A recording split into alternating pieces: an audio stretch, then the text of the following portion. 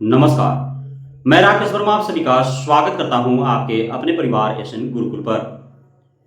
बिहार में जैसा कि आप सभी को मैंने कई दफा वीडियो के माध्यम से अवगत कराया है कि जब से डॉक्टर एस सिद्धार्थ शिक्षा विभाग के अपर मुख्य सचिव बने हैं तब से शिक्षा मंत्री और एसीएस शिक्षा विभाग के बीच में समन्वय काफी अच्छा है और ये दोनों चाहते हैं कि बिहार का शिक्षा व्यवस्था में सुधार हो, शैक्षणिक संस्थानों अर्थात सरकारी विद्यालयों का सुदृढ़ीकरण हो, शिक्षक शिक्षिकाओं को सहूलियत प्रदान हो सके ताकि गुणवत्तापूर्ण शिक्षा बहाल हो सके। और इस हेतु प्रयास भी लंबे समय से इनके माध्यम से किया जाता रहा है, जिसमें सबसे महत्वपूर्ण जो प्रयास रहा वह न्यू ट्रांसफर पोस्टिंग पॉलिसी को लेकर के रहा। काफी आशंकाएं जताई जा रही थी कि शायद चुनाव अगले वर्ष है, तब तक के लिए स्थानांतरण का जो प्रक्रिया है वो लंबित रह जाए। ऐसा न हो कि नियोजित शिक्षकों को स्थानांतरण हेतु जो पोर्टल तैयार हो रहा था, एक दशक बीत जाने के उपरांत भी वो पोर्टल तैयार न हुआ, तो उसी प्रकार से जो न्यू ट्रांसफर पोस्टिंग पॉलिसी कहीं बिरबल का खिचड़ी साबित न हो जाए। लेकिन जैसा कि शिक्षा मंत्री साहब और एसीएस डॉक्टर एस सिद्धार्थ साहब ने बार बार शिक्षक शिक्षिकाओं को आश्वासन देते रहे, उस पर उन्होंने खरा उतरने का काम किया है और finally new transfer posting policy आज पब्लिक डोमेन में आ चुका है। जैसा कि बारंबार शिक्षा मंत्री खास करके, चाहे वह सदन में हो या फिर मीडिया से रूबरू हो रहे हो, प्रेस कॉन्फ्रेंस के माध्यम से या पर्सनल इंटरव्यू के माध्यम से, उन्होंने बार बार जो कहा हूबहू न्यू ट्रांसफर पोस्टिंग पॉलिसी में उन्हीं सभी बातों का उल्लेख है। तो कोई भी नया चीज नहीं है। जो भी न्यू ट्रांसफर पोस्टिंग पॉलिसी आप देख रहे हैं आज पीडीएफ मोड में, वो पूर्व में ही कई दफा शिक्षा मंत्री साहब के द्वारा घोषणाएं की जा चुकी है। तो जानने के लिए बहुत कुछ इसमें है नहीं। यदि हम न्यू ट्रांसफर पोस्टिंग पॉलिसी जो लिखित रूप में आज हमारे सामने है उसके मुख्य बिंदुओं की चर्चा करें तो सर्वप्रथम तो इसमें जो बीपीएससी टीआरई 1-2 के माध्यम से आए हैं उनका तबादला होगा, और जो क्षमता परीक्षा उत्तीर्ण किए हैं उनका पोस्टिंग होंगे। साथ ही जो पुराने वेतनमान वाले शिक्षक हैं, अस्थायी शिक्षक, उनका भी ट्रांसफर किए जाएंगे। ट्रांसफर हेतु ऑनलाइन आवेदन लिया जाएगा। जो ऑनलाइन आवेदन करेंगे ट्रांसफर हेतु उन्हीं पर विचार किया जाएगा। अन्य के बारे में यह समझा जाएगा कि वे अपने पदस्थापना से खुश हैं, उनको तबादला नहीं चाहिए। ऑनलाइन आवेदन, हालांकि अब तक यह ऑफिशियली घोषणा नहीं है, लेकिन 99% उम्मीद है कि ई शिक्षा कोष पोर्टल के माध्यम से ही ऑनलाइन आवेदन लिए जाएंगे और ई शिक्षा कोष पोर्टल पर ही आवेदन करने होंगे। आवेदन करते समय 10 ऑप्शन दिए जाएंगे, 2-3 नहीं, 10 ऑप्शन दिए जाएंगे, जिसमें जिला, अनुमंडल, प्रखंड, पंचायत, ग्राम पंचायत या फिर नगर निकाय। लेकिन इसमें कुछ खास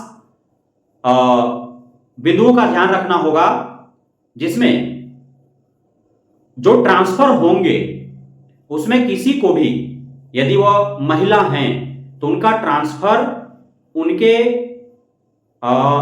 गृह जो पंचायत होगा वहां पे नहीं होगा, या गृह नगर निकाय होगा वहां पे नहीं होगा उनका, या फिर उनके पति का, मतलब उनके मायके या ससुराल दोनों जिस पंचायत में है, जिस नगर निकाय में है, वहां पे उनका नहीं होगा, उनसे हट करके होगा।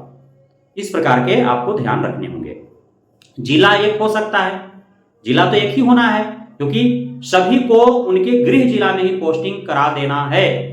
गृह जिला के साथ साथ गृह अनुमंडल में भी पोस्टिंग करा देना है। लेकिन इसमें कुछ बिंदुओं का ध्यान रखा जाएगा कि गृह पंचायत ना हो, गृह नगर निकाय ना हो, प्रखंड पर भी ध्यान रखे जाएंगे। इसमें जो बारंबार शिक्षा मंत्री साहब के द्वारा कहा जाता रहा है कि जो असाध्य रोग से ग्रसित होंगे उनको विशेष छूट दी जाएगी, तो इसमें प्रावधान है उनको विशेष छूट दिया जाएगा। जो वैसे गंभीर बीमारी से जो ग्रसित है उनको भी गंभीर छूट दिए जाएंगे, दिए जा रहे हैं।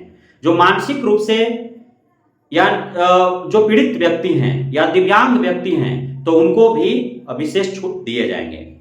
जो सिंगल पेरेंट्स हैं जो विधवा हैं या फिर परित्यक्त हैं उनको भी विशेष छूट दिए जाएंगे। और महिलाएं जो हैं, महिलाएं किसी भी प्रकार की महिलाएं, उनको विशेष छूट का प्रावधान है।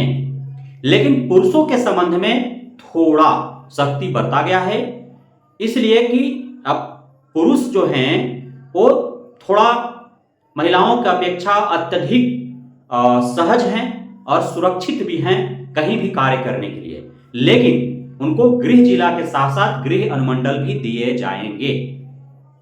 तो पुरुषों को लेकर के जो सामान्य पुरुष हैं, लेकिन जो दिव्यांग पुरुष होंगे, जो किसी भी प्रकार से रोगों से ग्रसित पुरुष होंगे, चाहे वो असाध्य रोगों से ग्रसित हो, गंभीर बीमारी से पीड़ित हो, विकलांग हो, दिव्यांग हो, तो उनको, पुरुष हो या महिला, उनको जो छूट का प्रावधान है वो दिया जाएगा, उसमें कुछ ये नहीं है। लेकिन जो सामान्य पुरुष है, सामान्य कहने का मतलब वो असाध्य रोग से ग्रसित नहीं है, दिव्यांग नहीं है, किसी भी प्रकार से मानसिक रूप से वो ग्रसित नहीं है, या फिजिकली कोई हैंडीकैप्ड नहीं है, वो जो है सिंगल पेरेंट्स नहीं है, तो फिर उनको जो है थोड़ा उन पे सख्ती बरता गया है और उनको उनके अनुमंडल में कहीं भी उनको दिया जा सकता है।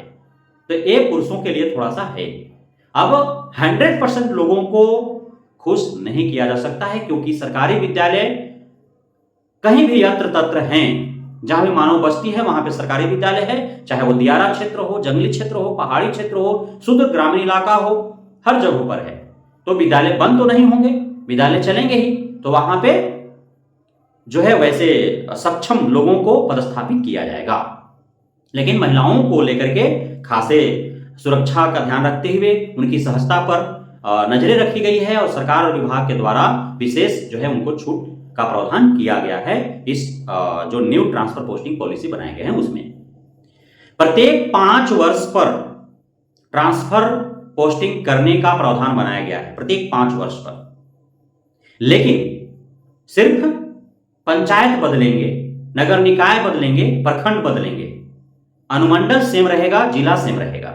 कोई भी अपने अनुमंडल से, जिला से बाहर नहीं जाएगा, इसका खास ध्यान रखा जाएगा। लेकिन 5 वर्ष के अंतराल पर जो है वो ट्रांसफर किए जाएंगे। अब इसमें जो संता परीक्षा फेज 1 वालों का तो इसमें चर्चा है ही, फेज 2 वाले हो या TRE 3.0 वाले हो, उनका भी इसी अनुरूप पोस्टिंग कराए जाएंगे। अर्थात उनका पोस्टिंग भी उनके गृह जिला में होगा, गृह अनुमंडल में होगा। प्रखंड बदले जा सकते हैं, पंचायत बदले जा सकते हैं, नगर निकाय बदले जा सकते हैं, लेकिन जिला और अनुमंडल आपका गृह ही होगा। इसके लिए आप आश्वस्त रहें। तो इस प्रकार से तमाम प्रावधान बनाए गए हैं। मेरे हिसाब से काफी कम समय में बेहद ही बेहतर ट्रांसफर पोस्टिंग पॉलिसी बनाया गया है। इससे किसी को नाराज होने की आवश्यकता नहीं है, इससे किसी की विरोध भी नहीं होना चाहिए, क्योंकि निशाक्त जो होंगे, दिव्यांग जो होंगे, जो गंभीर रूप से ग्रसित, कोई बीमारी से ग्रसित होंगे, कोई असाध्य रोगों से ग्रसित होंगे, महिलाएं होंगे, जो परित्यक्त होंगे, विधवा होंगे, यह कोई भी हो सकता है। हो सकता है कि एक सामान्य पुरुष जिसके साथ कोई इस प्रकार के न तो वह असाध्य रोगों से ग्रसित है, न दिव्यांग है, न निशाक्त है, न परित्यक्त है, लेकिन उसकी कोई घर के ही सदस्य या कोई रिश्तेदार के ही हैं जिसको इसका लाभ मिलेगा, लेकिन उसको पुरुष, सामान्य पुरुष होने के नाते उसको लाभ नहीं मिलेगा। तो इसलिए आप ही के बहन, आप ही के भाई जो दिव्यांग है, असाध्य रोग से ग्रसित हैं, आप ही की बहन या आप ही के आस पड़ोस या घर परिवार हित रिश्तेदार का कोई भी इसमें हो सकता है जिसको ये लाभ मिलेंगे। महिलाएं, सभी को लाभ मिल रहे हैं, तो महिलाएं हमारे घर के भी होंगे, हमारी बहन होंगी, हमारी भाभी हो सकती हैं, हमारी बुआ हो सकती है, मौसी हो सकती है, तो कोई भी हो सकते हैं, हमारे घर के, आपके घर के भी हो सकते हैं। इसलिए इसमें अंतर विरोध नहीं होना चाहिए और खुशी खुशी इसको स्वीकार करते हुए और इस पर अमल करना है। साथ ही जब पोर्टल खोले जाएंगे तो इसमें जिनको भी ट्रांसफर चाहिए वो अपना नियमतः आवेदन करेंगे और उसके बाद बेहद जल्द हम शिक्षा विभाग से उम्मीद रखते हैं कि वह जितना तत्परता से पॉलिसी लाया है उतनी ही तत्परता से इनको ट्रांसफर करा करके पोस्टिंग भी करा देगी। बहुत बहुत धन्यवाद आप सभी साथियों का हमारे साथ जुड़े रहने के लिए, बनाने के लिए, प्यार देने के लिए, भरोसा बनाए रखने के लिए।